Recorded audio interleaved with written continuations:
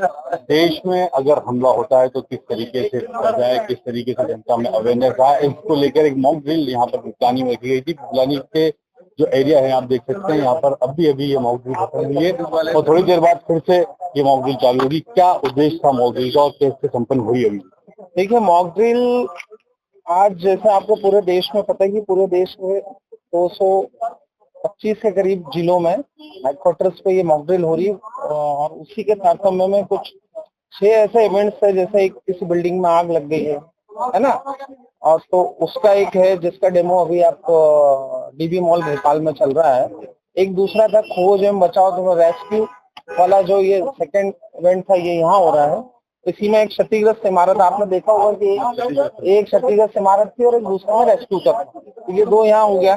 तीसरा था आप अस्थायी अस्पतालों की व्यवस्था कैसे करेंगे। इस तरह का सिचुएशन होता है तो आपको देन एंड देयर एक टेम्पररी फर्स्ट एड के हिसाब से भी आपको एक हॉस्पिटल का करना था। तो हमने, आपने देखा होगा, हमने यहाँ पे एक डिस्पेंसरी को डेडिकेटेड करा था जो नियर बाय हो, क्योंकि हमारा पहला उद्देश्य उसको फर्स्ट एड तत्काल मिले।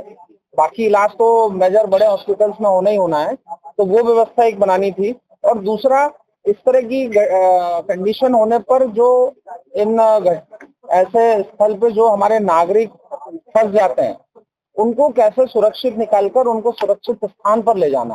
तो हमने मॉक ड्रिल हुई थी, सबसे पहले देखा था कि एक बिल्डिंग में बहुत सारे लोग थे पड़ोस की बिल्डिंग में, उनको सबसे पहले सुरक्षित स्थान, मतलब बेसिकली एक बंकर वगैरह नहीं हो तो अगर मल्टीज भी है तो आपको हमेशा चाहिए कि आप बेसमेंट में जाइए।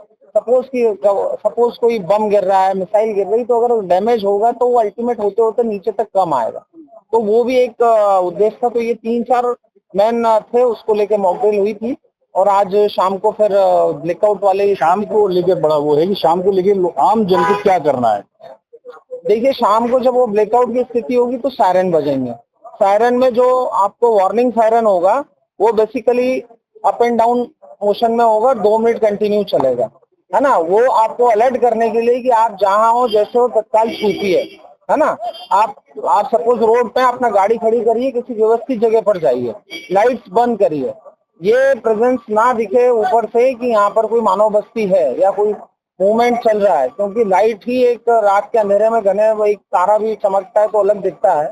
तो इस तरह लाइट को, इसलिए वो जो ब्लैकआउट में कहा गया कि उस वक्त सारा पावर सप्लाई बंद रहना चाहिए। प्रैक्टिकली युद्ध की स्थिति में होता है, तो आज उसी का एक होगा अपना प्रैक्टिस ऐसा ही होगा कि आप उस वक्त 15 मिनट के लिए पूरे शहर की लाइट बंद की जाएगी, इमरजेंसी सर्विसेज छोड़ के।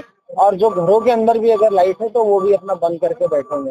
इंक्लूडिंग इस तरह की घटना होने पर कायदे से घर के अंदर भी बैठ के आपको टीवी नहीं देखना है। आपको टीवी, पंखा, फ्रिज, कूलर, XYZ जो भी इलेक्ट्रिक अप्लायंसेस है, इंक्लूडिंग गैस तक, उनके भी सबको आपको नॉब स्विच ऑफ करना है, ताकि कोई कैजुअलिटी हो तो वो और ज्यादा बड़ी ना बढ़े, क्योंकि ऐसे कंडीशन में स्पार्किंग होना और उसके बाद ब्लास्ट होने की संभावना है।